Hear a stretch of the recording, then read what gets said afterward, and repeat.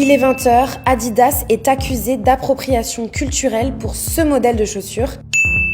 Le gouvernement mexicain réclame un dédommagement, je vous récap.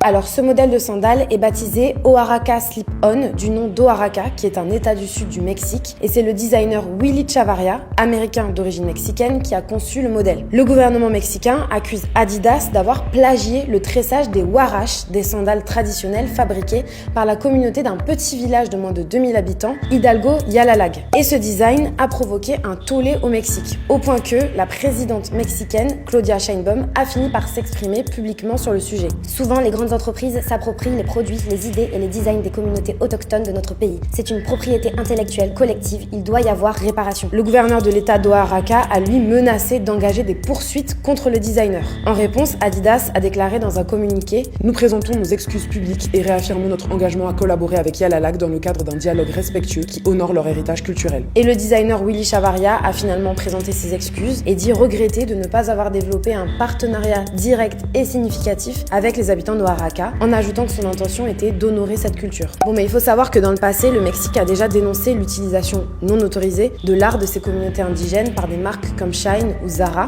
Le pays avait d'ailleurs adopté une loi qui prévoit dans ces cas-là des amendes lourdes et des peines d'emprisonnement. Et si vous vous posez la question du cadre légal en France, eh bien l'appropriation culturelle n'est pas considérée comme une infraction. Pour protéger une œuvre ou une expression culturelle, il faudrait passer par le droit d'auteur, les dessins et modèles, le dépôt de marque ou bien la concurrence déloyale. Et donc si l'objet est un motif ou une forme traditionnelle jamais déposée, il serait a priori impossible d'agir comme le fait actuellement le Mexique.